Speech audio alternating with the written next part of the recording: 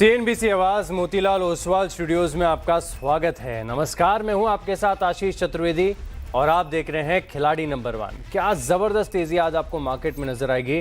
चारों तरफ सिर्फ और सिर्फ हरियाली। निफ्टी की बात करें तो तकरीबन 300 अंक ऊपर कारोबार कर रहा है। सेंसेक्स में भी देखें तो बहुत बड़ा सर्ज यहां पर आपको नजर आएगा। चलिए पूरे मार्केट के एक्शन को विस्तार से समझते हैं। निफ्टी के तो बात हमने करी ली। 1.25% की बढ़त, तकरीबन 300 अंकों का बड़ा मूव है। डे हाई के करीबी कारोबार कर रहे हैं। सेंसेक्स में भी देखा 1000 अंक यानी 1.25% की तेजी। बहुत अच्छा मूव यहां पर आपको देखने को मिलेगा। और बैंक निफ्टी जो कि इस हफ्ते की शुरुआत से लैग कर रहा था, आज इसमें भी रिबाउंड है।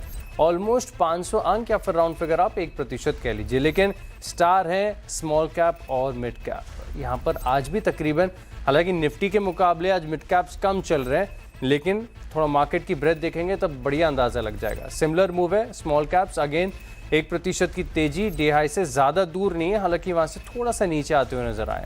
चलिए पूरी मार्केट की तस्वीर आपको दिखा देता हूँ। एनएससी के स्टैट्स आपकी स्क्रीन पर। 979 स्टॉक्स ऐसे हैं जहाँ पर बेयर्स हो रहे हैं भारी और इन स्टॉक्स में है गिरावट। लेकिन इसके सामने 1984 शेयर ऐसे हैं जहाँ पर बड़ी बढ़त के साथ आपको कारोबार नजर आएगा। पूरे सेक्टर स्पेसिफिक एक्शन को डीकोड कर लिया जाए, स्क्रीन पर आएगा आपके हीट मैप। इंडिया विक्स लगातार जो वेस्ट एशिया तनाव की खबरें अब कम आ रही हैं, मार्केट भी इनके ऊपर कम रिएक्ट कर रहा है। नतीजा क्या, 17 के नीचे फिसलता हुआ इंडिया विक्स 6% नीचे। बहुत बढ़िया बात है। कैपिटल मार्केट्स इंडेक्स 1% ऊपर। डिफेंस एज अ पैक 1.5% की तेजी है। पीएसयू बैंक्स ऊपर है। फाइनेंशियल ज्यादा प्रतिशत ऊपर है। निफ्टी बैंक की बात हमने ऑलरेडी कर ली। मेटल्स हालांकि अगर आप देखें तो इतना चल नहीं रहे, लेकिन इंडेक्स अभी भी हरे निशान में। एफएमसीजी आज का स्टार है, यहां से ट्रेडिंग आइडियाज में निकल सकते हैं। आईटी में रिबाउंड है, रफ्तार है ऑटो में। इसके पीछे कारण ये है कि नतीजों के बाद मारुति रिएक्ट कर रहा है। 4% की तेजी है। और क्योंकि अब महीना खत्म होने वाला है तो ऑटो बिक्री के आंकड़े आएंगे, ये भी आपको मैं बता देता हूं। Energy pack, capital goods, oil and gas की बास्केट, रियल्टी और फार्मा, चारों तरफ सिर्फ और सिर्फ हरियाली। यानी कोई भी सेक्टर आपके पास ऐसा नहीं है जो गिरावट के साथ कारोबार करता हुआ नजर आए। चलिए निफ्टी के कंपोनेंट्स को समझा जाए। और बैंक्स काफी हद तक कंट्रीब्यूट करेंगे और साथ में आज रिलायंस का भी दम है। रिलायंस ने तो जो जबरदस्त रिबाउंड दिया है, नतीजों के बाद तो स्टॉक ने पलटकर ही नहीं देखा।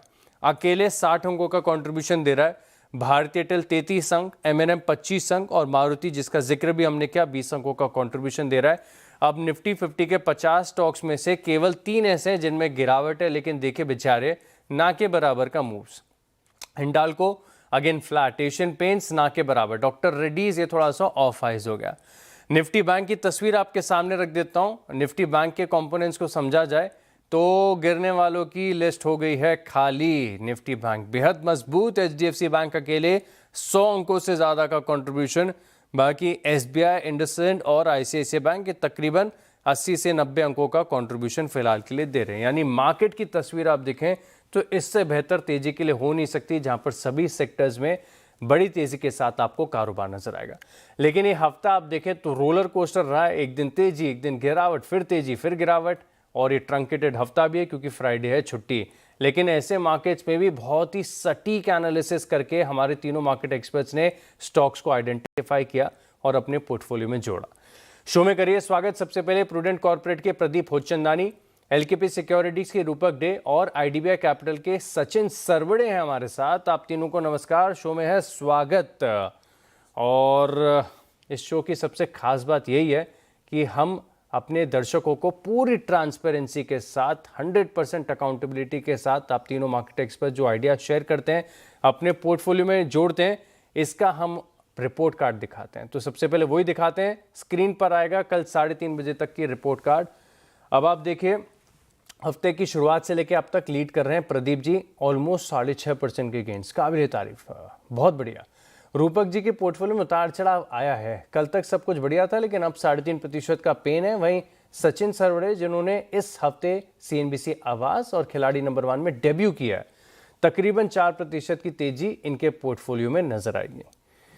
अब एक काम करेंगे, सबसे पहले प्रदीप जी का पोर्टफोलियो देखते हैं। पोर्टफोलियो से समझ में आएगा कि कौन से स्टॉक्स हैं जिन्होंने 6% की तेजी कंट्रीब्यूट कर दी इनके पोर्टफोलियो में, और साथ में अब खेल की नियम क्या सजेस्ट कर रहे हैं। तो पोर्टफोलियो आ गया हिंदुस्तान कॉपर, ये स्टॉक बहुत ही वेल आइडेंटिफाई किया। शिपिंग कॉरपोरेशन, इसमें भी बड़ी तेजी आ गई। पीएफसी ये थोड़ा सा एसएल हिट कर गया क्योंकि आरईसी के नंबर्स कमज़ोर। पोजीशन आपकी एक खुली हुई है एनएमडीसी की। तो अब आपके पास विकल्प है सर 2 शेयरों को नए ऐड करने के लिए। कौन सा स्टॉक चुनेंगे सबसे पहले? जी, गुड मॉर्निंग एवरीवन। पहला स्टॉक ऐड करेंगे Jammu and Kashmir bank, J and K bank. Stock एक स्ट्रॉन्ग अपट्रेंड में है। पिछले 4-5 सेशन में एक ब्रीफ करेक्शन कंसोलिडेशन के बाद ये आज के सेशन में एक बहुत अच्छे वॉल्यूम के साथ ब्रेकआउट कंफर्म कर रहा है। 134.25 के करंट रेट पे इसको ऐड करेंगे।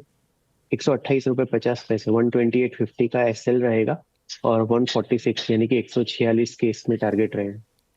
146 तक के टारगेट्स यहाँ पर आपको देखने को मिल सकते हैं। बैंकिंग स्टॉक्स ने इस बार नतीजे बढ़िया दिए। बंधन बैंक देखिए क्या चमक रहा है। 146 का टारगेट, 128 रुपये 50 पैसे का स्टॉप लॉस। जेएनके बैंक के साथ आपने किया शुरुआत, क्योंकि आपके पास एक और शेयर ऐड करने का विकल्प है। ढूंढ के रखेगा, तब तक मैं रूपक जी से बात करता हूँ। रूपक जी का पोर्टफोलियो दिखाएं स्क्रीन पर, क्या क्या है इनके पास। 3.5% का पेन है इनके पोर्टफोलियो में। स्टॉक्स तो बढ़िया आइडेंटिफाई किए। एक तो न्यूजन सॉफ्टवेयर, सर इसको तो बहुत राइड कर लिया आपने, इस पर कोई रिव्यू बताइए। एस्टर डीएम यहाँ पर एसएल हो गया हिट। गोदावरी पावर एंड इस्पात, ये पोजीशन अभी भी खुली हुई है आपकी। एस्ट्रल से आपने एग्जिट कर लिया, यानी आपके पास सिर्फ और सिर्फ एक ही स्टॉक को ऐड करने का विकल्प है। तो पहले तो आप ये जो 2 ओपन पोजीशन है इनमें क्या करना है ये बताइए, और कौन सा स्टॉक होगा सर? देखिए, न्यूजेन को मैं होल्ड करूंगा। न्यूजेन हालांकि जिस दिन दिया था उसी दिन 4% का रिटर्न दिखा रहा था, आया था रिटर्न आ रहा था, बट मैं होल्ड किया फॉर लार्जर गेन्स के लिए। तो मैं कंटिन्यू होल्ड करता रहूंगा। और दूसरा जेपीआईएल भी मुझे लगता है सेंटिमेंट तो चेंज नहीं हुआ, पॉजिटिव सेंटिमेंट है। अप स्पाइक आ ही सकता है आज या कल में। और नया कॉल रहेगा क्रॉम्पटन ग्रीव्स में एक सिग्निफिकेंट ब्रेकआउट आया। प्रीवियस स्विंग हाई के ऊपर ब्रेकआउट दिया, इंपॉर्टेंट मूविंग एवरेज को रिक्लेम किया, तो उसके बाद सस्टेन भी कर रहे हैं उसके ऊपर। तो सेंटिमेंट बहुत बढ़िया लग रहा है। यहाँ से सिग्निफिकेंट अपसाइड आ सकता है। बाई की सलाह रहेगी around current market price 278.60। Higher end पे मुझे लगता है 306 रुपए तक जा सकता है वेरी शॉर्ट टर्म में। और नीचे एक स्टॉप लॉस मेंटेन करके चलना है 269 पे। 269 के स्टॉप लॉस के साथ क्रॉम्पटन ग्रीव्स कंज्यूमर इलेक्ट्रिकल्स। अब ये स्टॉक है ना सबके रडार पर आ रहा है। आज सुबह 7:30 बजे सर मैंने भी ये स्टॉक डिस्कस किया था। पिछले 2 दिनों से न्यूज़पेपर्स के फ्रंट पेपर पर देखे ना, तो इस कंपनी ने एडवर्टाइज भी दिया हुआ है। टारगेट है 306 का, 269 का स्टॉप लॉस है। और मैं ये भी चेक कर रहा था कि पंखों के मार्केट में यानी फैन सेगमेंट में अभी भी कंपनी मार्केट लीडर बनी हुई है। यहाँ पर नज़र रखेंगे हम। एक ही का विकल्प था सर, आपका पोर्टफोलियो हो गया पूरा। और अब आप एक काम करते हैं, सचिन जी से बात करते हैं। सचिन जी का पोर्टफोलियो स्क्रीन पर आपके। बढ़िया हफ्ता है आपके लिए, तो 4% के गेंस हैं, सिलेक्टिव ट्रेड्स हैं। सीमेंस एनर्जी था ना सर आपका स्टॉक? राइट। सीमेंस एनर्जी था, सीमेंस नहीं है, तो इसको थोड़ा सा मैं रेक्टिफाई कर दूंगा, हो जाएगा। किर्लोस्कर ऑयल, किर्लोस्कर ऑयल यहाँ पर पोजीशंस अभी भी होल्ड है। विकल्प आपके पास भी 2 शेयरों को ऐड करने के लिए। तो बताइए सर पहला स्टॉक कौन सा होगा? पहले तो मैं चेन्नई पेट्रो अभी ऐड करना चाहूंगा। चेन्नई पेट्रो का ओवरऑल देखेंगे तो अभी ब्रेकआउट आया हुआ है एंड ट्रेंड काफी स्ट्रांग है all the 3 levels, daily, weekly और मंथली पे। एंड अभी जो फिलहाल है मोमेंटम में है स्टॉक।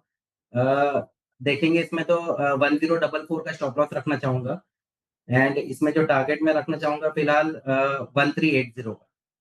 1380 तक के टारगेट्स यहाँ पर चेन्नई पेट्रो में देखने को मिल सकते हैं। ये स्टॉक आपने आइडेंटिफाई करके ऐड किया है। स्क्रीन पर एक बार लेकर आता हूँ सीमेंस एनर्जी का चार्ट। सीमेंस एनर्जी जो आपने ऐड किया था, क्या बात है सर, 3% अभी भी तेजी यहाँ पर देखने को मिली है। 3368 का हाई लगाया है इस स्टॉक ने। पोजीशन अभी भी आपकी ओपन बनी हुई है। कब तक राइड करेंगे सर इस स्टॉक को? सीमेंस एनर्जी तो मैंने बुक कर लिया प्रॉफिट। किर्लोस्कर ऑयल जो है वो होल्ड है। All right. तो यहाँ पर किर्लोस्कर, ये तो आपने बुक किया, इस भाव पर बुक किया? ये मैंने 3304 पे किया। 3304 यानी सही भाव है, ठीक है। थोड़ा बहुत तो ऊपर नीचे होता ही है। अच्छा, क्योंकि सर आपके पास एक और आइडिया ऐड करने का विकल्प है, तो दूसरा कौन सा होगा? तो अभी मैं लिंडे इंडिया करना चाहूंगा। इसमें से अभी एक कंसोलिडेशन ब्रेकआउट आ रहा है स्टॉक में। एंड यहाँ पे जो मैं स्टॉप लॉस जो रखना चाहूंगा इसके अंदर 7179 का रखना चाहूंगा। और जो टारगेट रखना चाहूंगा 7800 का रखना चाहूंगा। 7800 बड़े दिनों के बाद एक मूव यहाँ पर देखने को मिला। लिंडे इंडिया में 2% की तेजी है, खरीदारी करके चल सकते हैं। 7800 का टारगेट और 7179 का स्टॉप लॉस। रूपक जी का पोर्टफोलियो तो पूरा हो गया, लेकिन प्रदीप जी के पास एक और विकल्प है स्टॉक को ऐड करने के लिए। दूसरा स्टॉक कौन सा होगा सर? स्टॉक मार्केट यानी कि कैपिटल मार्केट से रिलेटेड स्टॉक्स भी अच्छे रुझान में है आज और कल भी स्टॉक एक्सचेंज के शेयर चल रहे थे, तो डिपॉजिटरी सीडीएसएल को ऐड करना चाहेंगे 1342 के करंट रेट पे। एक अच्छे अपमूव के बाद करीबन 7 से 8 सेशन का करेक्शन कंसोलिडेशन का फेज देखा और आज ये फिर से एक अप ट्रेंड रिज्यूम कर रहा है, अर्ली चार्ट पे ब्रेकआउट कंफर्म कर रहा है। टॉप लॉस यहाँ पे रहेगा 1320 का और 1420 के टारगेट रहेंगे। आसानी से याद भी हो जाएगा।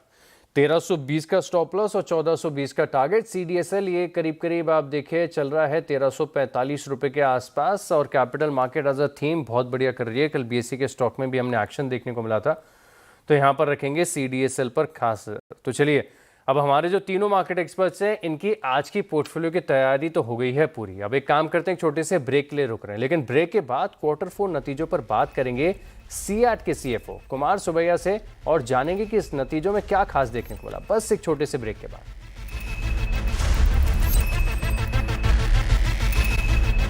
ब्रेक के बाद आपका स्वागत है और अब बात करते हैं क्वार्टर 4 नतीजों पर सीएट की। और क्वार्टर 4 में कंपनी की आय में 23% और एबिटा में 53% की बढ़त रही है। मुनाफे में भी 1.5 गुना से ज्यादा की बढ़िया बढ़त है। नतीजे और ग्रोथ आउटलुक पर बात करने के लिए हमारे साथ जुड़ रहे हैं सीएट के CFO Kumar Subbaiah. Sir, show में स्वागत है आपका, नमस्कार। और आपके नतीजों ने तो पूरे टायर स्पेस में रफ्तार ला दी है। सभी स्टॉक्स में मैं देख रहा हूँ बहुत बड़ा मूव देखने को मिल रहा है। इनफैक्ट सीएट के स्टॉक में भी देखें तो बहुत शानदार तेजी है, नंबर्स बहुत स्ट्रांग है। करीब करीब 53% का अपसाइड एबिटा में देखने को मिला है। मार्जिन जो 11% के थे 14% हो गए। क्या खास रहा सर इस क्वार्टर में? धन्यवाद। पहले ये साल में हमारा कंपनी के लिए बहुत सी संतोषजनक साल रहा है। ये वेरी इवेंटफुल ईयर। पहले फर्स्ट क्वार्टर में कुछ प्रेशर था, कॉस्ट प्रेशर था रॉ मटेरियल कॉस्ट के लिए, लेकिन हम ये कारण में खुश है, हमारा पूरा ऑल कैटेगरीज और पूरा एसबीयूज रिप्लेसमेंट सेगमेंट में, ओईएम सेगमेंट और एक्सपोर्ट्स में भी हमारा ग्रोथ 2 डिजिट में था पिछले साल में। So it was a mixed performance in the sense that first quarter till maybe GST rates came down, margin was within a particular range. After that, it broke out. So passenger categories did very well in terms of growth. भी 15% के ऊपर हुआ है इस साल में। All 4 quarters हमारा growth was in excess of 12-13% and overall 15%. So a very satisfying year, I would say. And the reasons for it is that I think scale played a very important role in terms of getting the benefits, and the right categories which are margin accretive grew very well during the course of the year. तो overall अगर आप देखें तो ज़बरदस्त performance इस quarter के दौरान देखने को मिली। लेकिन सर, रॉ मटेरियल को लेकर काफ़ी कंसर्न्स हैं। एक तो ये समझ में आता है कि टायर कंपनीज भी क्रूड को बतौर रॉ मटेरियल के लिए इस्तेमाल करती हैं, तो ये इम्पैक्ट दरअसल कितना होता है, इसको कैसे क्वान्टिफाई करना चाहिए? क्योंकि हम देखते हैं कि मार्केट तो बड़ी तेज़ी से रिएक्ट कर देता है। जिस दिन भी क्रूड में बहुत बड़ा सर्ज होता है, टायर स्टॉक्स के लिए इसे बहुत ही सेंटिमेंटली नेगेटिव माना जाता है। तो इसमें थोड़ी सी क्लैरिटी समझना चाहता हूँ कि इसका इम्पैक्ट कैसा होता है। आपकी अगर रॉ मटेरियल कॉस्ट बढ़ती है तो आप प्राइसेस कैसे पास ऑन कर पाते हैं, और फिलहाल के लिए कैसा सिनेरियो है? इनफैक्ट नेचुरल रबर ये भी अगर आप देखें तो आपका इस्तेमाल किया जाता है, इसकी कीमतें कैसी हैं? ये पिछले 2 महीने में कमोडिटीज में दाम काफी बढ़ते रहते हैं। आज भी क्रूड ऑयल का प्राइसेस $112 पर बैरल है। 2 महीने पहले ये $70 पर बैरल था। सो आपने बोला था नेचुरल रबर प्राइसेस भी 180-185 रुपीज था 3 महीने पहले, अभी 240 हुआ है। सो raw material prices increases are in the range of about 15% plus with respect to various materials that go into tires. हमने अभी अब तक from 1st of May तक 5% प्राइस इंक्रीज क्यूमुलेटिवली किया है, लेकिन मार्जिन सस्टेन करने के लिए और भी करना पड़ता है। सो 15% का ऊपर रॉ मटेरियल का कॉस्ट इंक्रीज दिखता है। ये परमानेंट व्यू नहीं है। इसके लिए रुपी भी डिप्रिशिएट हो रहा है, raw material prices are going up and down. Crude का दाम $95 पर बैरल भी हुआ था 10 दिन पहले when situation was looking improving. So अभी हमने flexible करना पड़ता है in terms of our approach. अभी हम 5% प्राइस इंक्रीज किया है cumulatively since I think equivalent percentage will have to increase subsequently to mitigate the impact of course. बिल्कुल, तो रॉ मटेरियल की कीमतें जैसे जैसे बढ़ती जा रही हैं आप पास ऑन करते जा रहे हो, शायद इसी के चलते मार्जिन में बहुत ज़बरदस्त बढ़त यहाँ पर देखने को मिली। एक सवाल और है सर अंडरस्टैंड करने के लिए बिजनेस को, कि आपकी जो रिप्लेसमेंट डिमांड है वो कैसी है, और क्या B2B के मुकाबले रिप्लेसमेंट्स में आपके मार्जिन और प्राइसिंग पावर थोड़ी सी बेहतर होती है? या रिप्लेसमेंट का मार्जिन थोड़ा ज़्यादा है, OEM का मार्जिन कम है। सिर्फ हम कॉस्ट और थोड़ा एक्स्ट्रा मार्जिन हम OEM सेल्स में रिकवर कर रहे हैं। ये मार्जिन भी very depending on the category. So replacement का growth during the year overall was about 10.5%. Okay, in the quarter that went by, our replacement growth was 15% के थोड़ा ज्यादा है। ये साल जाने वाले साल में सितंबर तक रिप्लेसमेंट का demand was in single digit, about 4-5% or so.